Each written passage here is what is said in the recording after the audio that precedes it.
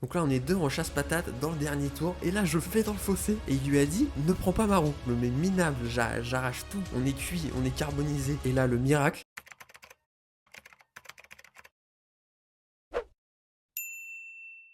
Bonjour à toutes et à tous et bienvenue à l'épisode final de ce triptyque en Normandie, dans l'Orne, dans le 61. Aujourd'hui, on est à Train pour 95 km et 765 mètres de dénivelé positif. Un circuit encore assez plat, avec deux petits taquets sur le circuit, mais rien de bien méchant. Et cette fois, on est en Open 2, contrairement aux deux dernières semaines. Une catégorie supérieure à la mienne, mais l'objectif reste la victoire. C'est parti!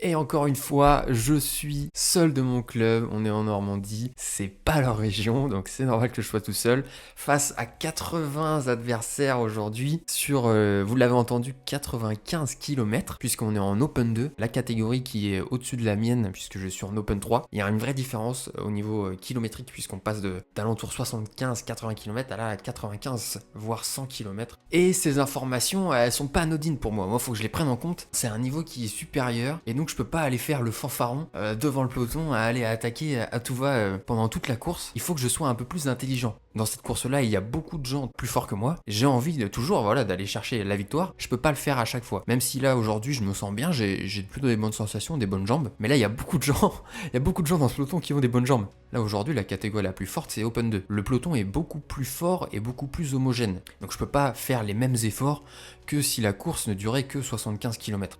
Et c'est pour ça que le premier tour, je vais rester plutôt sage. Là voilà, on est à plus de 8 minutes de course et je me suis juste placé à l'avant du peloton sans accompagner les coups. On était en haut de la deuxième petite bosse du circuit avec un vent qui vient là ici de la droite. Un vent qui va être assez fort et qui va avoir pour influence que dans cette petite descente, personne va vouloir vraiment rouler puisque là on l'a 3/4 face et donc ça va souvent attaquer comme ça. Là, je décide d'accompagner le premier coup de ma course puisque là ça fait quasiment 10 minutes qu'on est parti donc je me suis suffisamment échauffé pour pouvoir commencer à faire des efforts. Ça se regarde un petit peu, je continue à 550 watts, je continue mon effort. Au moment de tourner vers la droite pour arriver sur la ligne d'arrivée, je me retourne, personne n'a suivi. Donc je me retrouve comme la semaine dernière, à la fin du premier tour, être tout seul devant le peloton. Mais cette fois-ci, je vais pas vraiment insister, puisque comme je l'ai dit, on est en Open 2, et donc là, je sais qu'on est au 7ème kilomètre, je suis tout seul, 30 mètres devant le peloton, ça n'a pas vraiment d'intérêt. Donc là, je vais me relever, puisque je vois qu'il y a vraiment personne derrière moi,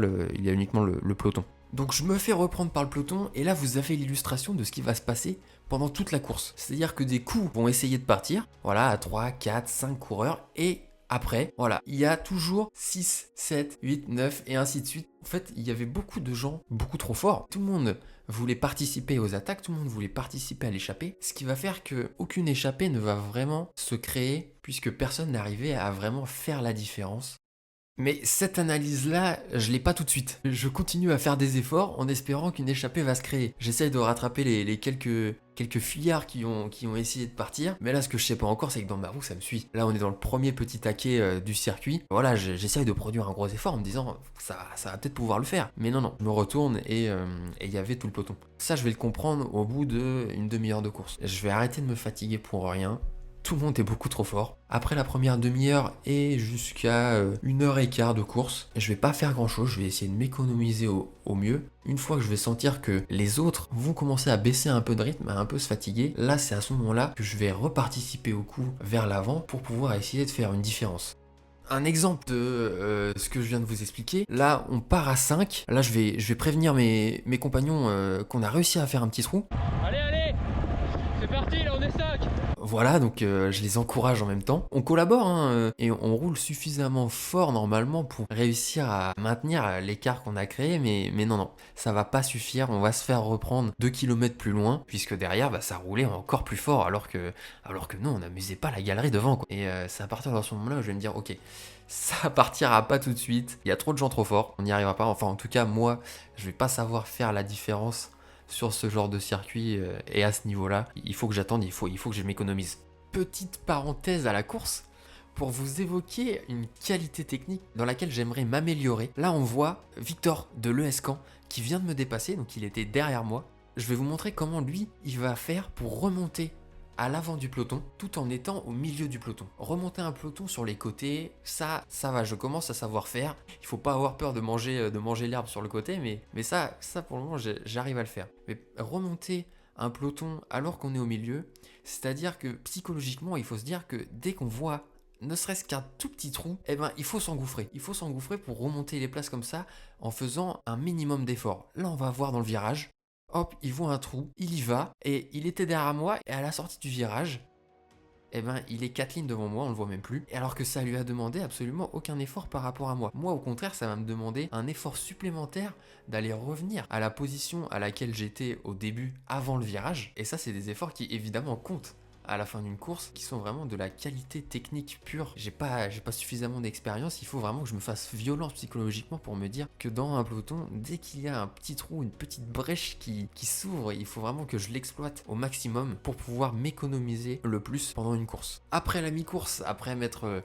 un peu reposé, j'ai senti que le rythme avait un peu baissé, donc je me suis dit, allez, moi je me suis économisé, je vais reparticiper au coup vers l'avant, essayer de faire la différence, mais comme je l'évoquais avant, le peloton était trop homogène, et donc la course va jouer dans le dernier tour. Enfin, malheureusement, elle s'est jouée dans l'avant-dernier tour. Il y a 3 gars qui sont partis dans l'avant-dernier tour, et nous on s'est un peu regardé, ils ont rapidement pris une vingtaine de secondes, et maintenant on arrive dans le dernier tour, et à reboucher ces 20 secondes, ça va être compliqué. Mais pendant que je vous parle, dans le dernier tour, là juste dans la descente, il y a 4 gars qui sont sortis, et ça je l'avais pas vu, et je me dis mince, il y a 3 gars devant, il y a 4 gars qui sortent, on est dans le dernier tour, il reste 6-7 bornes, l'objectif victoire est clairement en train de s'envoler. Et à ce moment, moi je suis un peu déprimé quoi. Et à ce moment-là, le gars de train qui était avec moi à Briouze la semaine dernière, où on avait un peu discuté, et là écoutez ce qu'il me dit. Ah non, là c'est mort.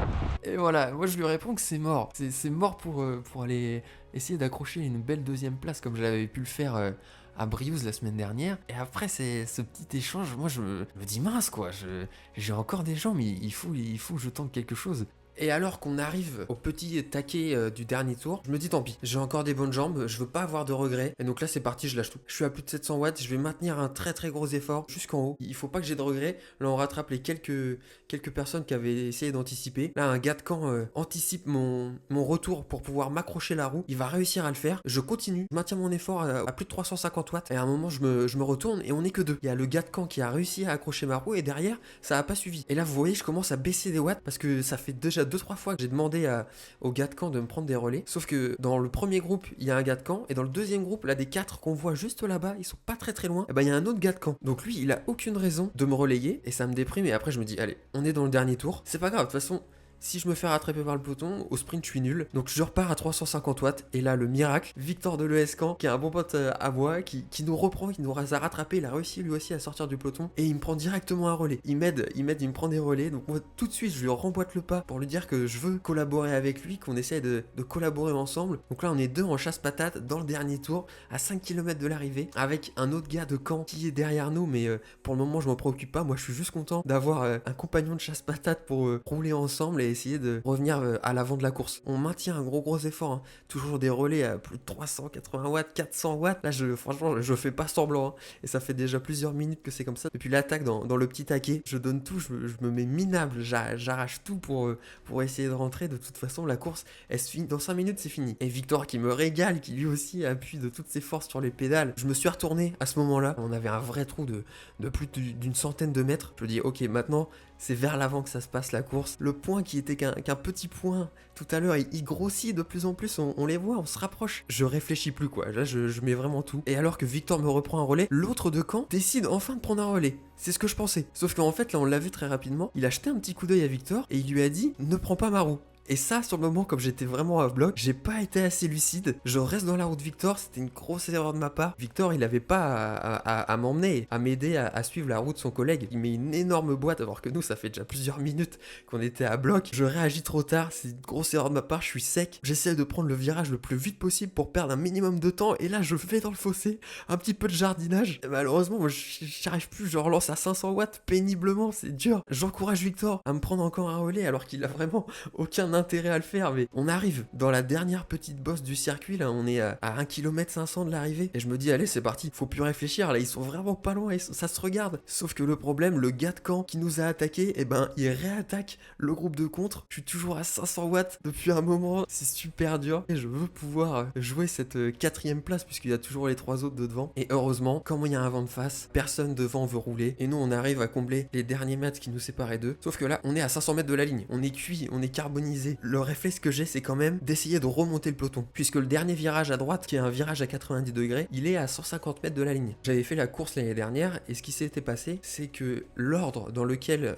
on avait pris le virage était quasiment l'ordre à l'arrivée, puisque la ligne droite finale est vraiment très courte, et donc on n'a pas le temps de rattraper les gens au sprint. Et le gars de camp, il le sait, donc il lance son sprint avant le virage. Moi, je le prends en 4ème place, sauf qu'à ma droite, voilà, je suis obligé de crier, de m'imposer par la voix pour pas qu'il me tasse dans le trottoir. Et là, je lance mon sprint, mais c'était dur, je suis qu'à 800 watts. Heureusement, le gars de vire devant moi se rabaisse et un gars de camp me rattrape et je finis 7ème. Et là, écoutez... Merci frérot.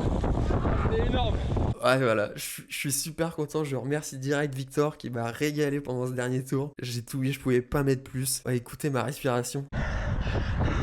Voilà, j'ai tout mis. Donc pour moi, c'est une 7ème place. Je suis super content. Merci encore une fois à Victor qui m'a régalé dans ce dernier tour. En prime, comme une belle récompense, je finis premier Open 3 de ma catégorie. En tout cas, j'espère que vous avez kiffé. On se dit à la semaine prochaine.